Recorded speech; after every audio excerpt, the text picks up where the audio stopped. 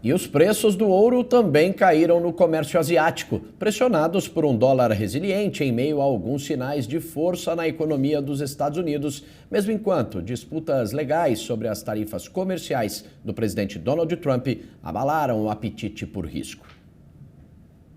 O metal estava a caminho de um declínio semanal, tendo recebido apenas suporte limitado da elevada incerteza sobre as tarifas comerciais de Trump.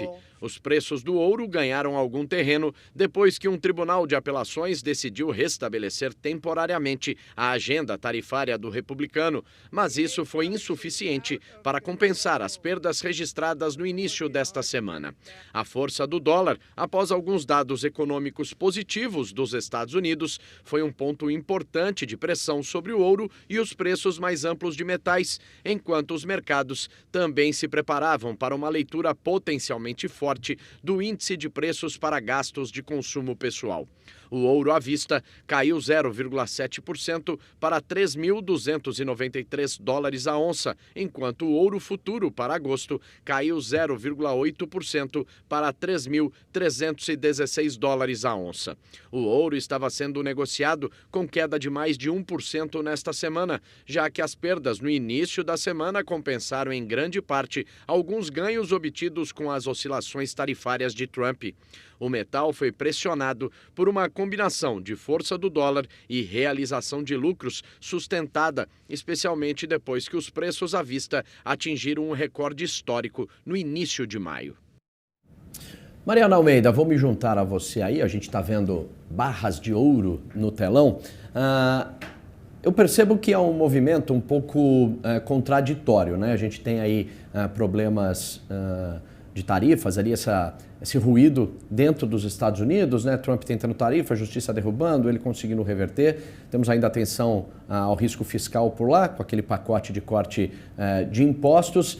Mas aí o ouro fica um pouco volátil, né? Que é o ativo, vamos dizer assim, mais seguro, né? Para os investidores. Fica, sobe, desce, apesar de não estar caindo muito ali abaixo, está na patamar de 3.300 dólares. E o Bitcoin também caindo, que seria uma outra alternativa nos momentos atuais de segurança. Por que deste movimento, apesar ainda de incertezas dentro dos Estados Unidos? É justamente em função das incertezas que o movimento acaba acontecendo, né, Klein? A gente até conversou aqui ontem sobre o dia de ontem, quando teve a primeira ida nesse movimento aí, na nova guerra, né, que é a guerra judicial nos Estados Unidos. A gente tem a tarifária, tem a judicial, tem a guerra efetiva, né? Na bélica lá, Ucrânia e Rússia, e agora a judicial. Exatamente. O primeiro passo foi a suspensão das tarifas. E aí o mercado teve aquela sensação de vivência de algum normal, né? Quer dizer, sem o risco de um grande movimento tarifário de aumento de preços específicos, isso causou um certo fôlego. Quando tem o fôlego, você precisa de menos segurança.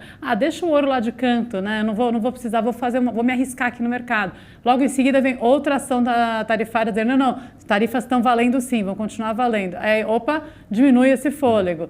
Esse zigue-zague dos acontecimentos provoca um zigue-zague na expectativa também dos agentes e, portanto, na movimentação em relação ao que são os ativos de maior segurança, como é o caso do ouro, e o restante que são os ativos de maior risco. O caso do Bitcoin ele é diferente porque o Bitcoin ainda também não se consolidou ou está se consolidando como algo que as pessoas querem sim, às vezes, guardar o valor, então ele às vezes caminha como ouro, mas ele é novo, né? Ele não tem ele não tem a idade, ele não é o senhor, né, ancião quase que é o ouro em termos desse papel de reserva de valor. Então ele está ali ocupando isso, mas tem seguido uma flutuação semelhante, o que demonstra essa aproximação do ponto de vista do comportamento dos agentes, quer dizer, como se olha para o Bitcoin? Ele é um movimento mais de risco, como o caso do mercado financeiro, ou você busca comprar Bitcoin quando você quer segurança? E ele está transitando entre um e outro, mas caminhando um pouquinho mais para a ideia de algo que poderia ficar próximo do ouro. E você sabe, Mário, eu estava acompanhando um estudo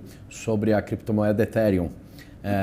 E esse estudo dizia que 10 anos atrás, quem investiu 10 mil reais, hoje teria, ou tem, quem investiu, cerca de 25 milhões de reais.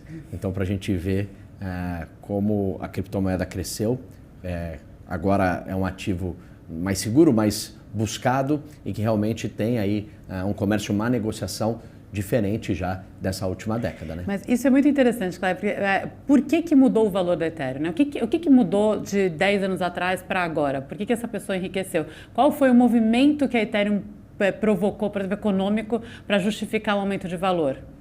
Não tem um movimento econômico, ela é outro perfil de análise, porque não é quando você vai numa ação de uma empresa que você vê, você justifica. Cresceu a preço da ação porque, nossa, o balanço cresceu. Tá. Ali não, é que de repente as pessoas começaram a entender como funciona esse ativo, esse projeto de tecnologia, o que tem por trás em termos da sua existência e do seu controle. Né? A credibilidade acha, olha, se todo mundo continuar achando que isso aqui tem esse valor, eu colocando meu dinheiro lá, meu dinheiro vai continuar tendo valor. É basicamente um acordo social de que este ativo, no caso da Ethereum, tem valor, né? E vai continuar tendo. Então, tem um quê de expectativa sobre qual que é a expectativa dos outros em relação a isso. E se todos os outros começam a achar que isso é um ativo que vale a pena apostar, aí ele ganha essa diferença. Então, há 10 anos, como explicar blockchain, que é a tecnologia por trás? Quem entendia? Quem achava que isso ia permanecer no tempo ou não? Então, tempo, nesse caso, é um fator de solidez, porque quanto mais tempo passa e o item, né, esse ativo continua sendo valorizado, mais consolidado ele está nesse imaginário coletivo de que isso tem valor. Esse é o que o ouro está, como eu falei, como um ancião que ninguém duvida de que tem valor. O ouro continua sendo aí firme, forte e ativo de segurança para o investidor. Ô Mari, vamos dar uma passadinha então, dar uma olhadinha no fechamento do mercado asiático? Então aqui na tela, acho que esgotaram o otimismo dos investidores. Esgotaram não, Klein, isso aqui é uma atividade viva. Dá uma olhada Teve aqui, Mariana Almeida, um dia ruim. Eu acho que eles estão esgotados de otimismo neste momento. Olha só, bem baixo, a gente vê o Nikkei caindo 1,25% nesse fechamento, o Hang Seng em Hong Kong um recuo de 1,38%, Kospi contabilizando perdas aí de 0,84% nessa sexta-feira e a Austrália praticamente andando de lado, um pequeno ganho de 0,3%. Esse recorte aqui vermelhinho tem um motivo, né, Mariana Almeida? Ou pelo menos um dos fatores que levou a esse recorte de queda? Sim, o conjunto aqui da Bolsa Ásia Pacífico tem a ver com o que a gente vinha falando, que é o zigue-zague agora da guerra jurídica lá nos Estados Unidos, né, dessa guerra judicial, que provocou primeiro, um otimismo na quinta-feira, então os vermelhos eram verdes ontem, a gente estava aqui no otimismo, naquela vontade de viver um dia livre de tarifas, né, que foi a primeira notícia, a notícia matinal, quando a corte comercial tinha dito o Donald Trump não pode fazer isso, ele está fora do seu mandato aplicando as tarifas dessa forma. Os mercados reagiram muito positivamente, ainda no mesmo dia, só que depois, já que a Ásia já tinha fechado, veio a má notícia. Má notícia, volta tudo talvez de novo. Possa sim, vamos analisar mais, suspensa essa decisão. E aí os mercados reagiram. Tem também notícias, né? São economias que estão com dificuldade. O caso da China é diferente, de Hong Kong é diferente também, mas o Japão, de novo, anúncio sobre inflação pesando, não tem muito espaço para crescer ainda mais a economia, então tem suas dificuldades internas. Um dos principais produtos subindo, não para de subir, que é o arroz. É o arroz. E em cima de tudo isso também a notícia de que do Scott Bessent lá nos Estados Unidos dizendo que as negociações com China não estão avançando. Então, ao mesmo tempo em que vem uma informação de que Donald Trump pode, ou não existe essa suspensão imediata agora da colocação das tarifas, o governo americano diz, e sabe aquela suspensão com a China? Talvez não esteja indo tão bem, precisamos de mais notícias. Então, é um clima de negativo, onde dá para testar a paciência, provavelmente não esgota no sentido de que eles voltarão na segunda-feira e o mercado vai ter atividade. Faltou fôlego. E aí a gente está percebendo um movimento interessante. Na sexta-feira passada também, os mercados deram uma caída, porque até você falava isso. Final de semana, tem sábado e domingo, tudo fechado. Vamos adotar uma posição de cautela aqui e esperar as notícias do fim de semana para a gente ver qual é o movimento a partir da semana que vem. Uma situação de incerteza, se conseguir realizar algum lucro na sexta-feira, realiza, vende e aí passa e espera o que vai acontecer. Vai para as redes sociais entender se Trump vai ter uma briga com mais alguém, se alguém vai ligar para alguém. A novela do comércio internacional segue no final de semana. No final de semana. Só um detalhe sobre a SX, na Austrália o movimento foi um pouquinho diferente porque teve notícias de uma queda não esperada no varejo, né? E aí essa queda não esperada no varejo provocou um ambiente para corte de juros internos. Esse corte de juros é que deu essa pequena animada aqui, animada não, né? Mas assim, na contramão do conjunto daquela Ásia, região. O Pacífico um pouquinho melhor, né? Exatamente. Então esse verdinho de 0,30 que não é tão forte, mas como é na contramão, considerando o contexto onde está inserido e o tipo das notícias que estavam ali permeando as negociações, até que a Bolsa acabou performando melhor do que as outras e a notícia interna de possibilidade de corte de juros teve um efeito desse lado. Mariana Almeida, vamos fazer uma conexão então Ásia-Europa? Dar uma olhadinha como abriram as bolsas na Europa. Aí, tudo ao contrário, tudo verdinho, mais otimismo. E agora? O que aconteceu com o mundo? O que aconteceu com o mundo? Ficou todo mundo louco? Não gostaram dessa decisão, ou melhor, gostaram da decisão, vamos retomar tarifas? Acho que todo mundo já acostumou, a Europa acostumou com tarifas, porque olha, Reino Unido, 0,78 de alta, não, até uma surpresa, né? DAX Alemanha também acompanhando esse otimismo do Reino Unido, ganhos de 0,73%, e CAC na França também com alta de 0,25%. Lembrando que as negociações começaram agora, ao longo do dia tem muita água para passar na ponte e claro, né? Pode ter algum movimento reverso, mas, por enquanto, um otimismo prevalecendo na Europa, né, Mari? Sem dúvida, aqui tem esse pequeno otimismo com a atividade econômica na contramão do que a gente acabou de ver que fechou na Ásia. E aqui, Klein, talvez tenha um outro aspecto que vale a pena a gente trazer, porque quem era a bola da vez há exatamente 7 dias, né, se a gente pensar na semana passada, era a Europa. Então, na sexta-feira passada, foi quando a Europa recebeu a notícia de, olha, 50% de tarifas para a Europa, que provocou uma queda substancial das bolsas ali. Veio o fim de semana, a notícia positiva, uma ligação para a Ursula von der Leyen. Conversaram, falaram, não, Trump, não faz assim, a gente pode ter um meio de caminho, me dá um tempo. Né? Sustentou o pedido de até 9 de junho para você fazer essa conversa entre eles, muito bem, ficou suspensa a decisão nos 50%. Mas foi dito, vamos negociar. Então, para a Europa, qual era o sinal ao longo da semana? Como vamos organizar a nossa negociação com os Estados Unidos e aí na figura de Donald Trump e do seu governo?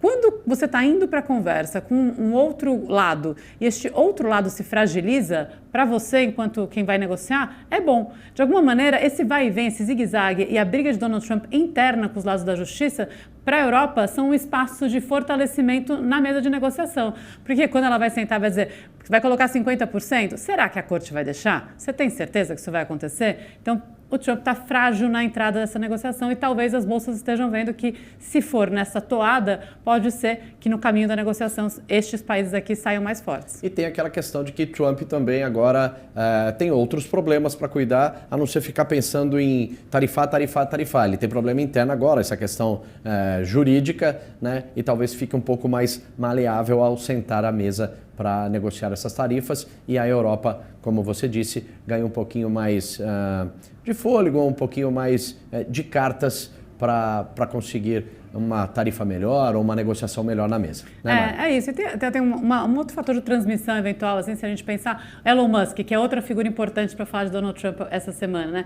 Saindo do governo, apertado na sua empresa, na Tesla. E onde que a Tesla obteve essa semana também os piores resultados? Na Europa.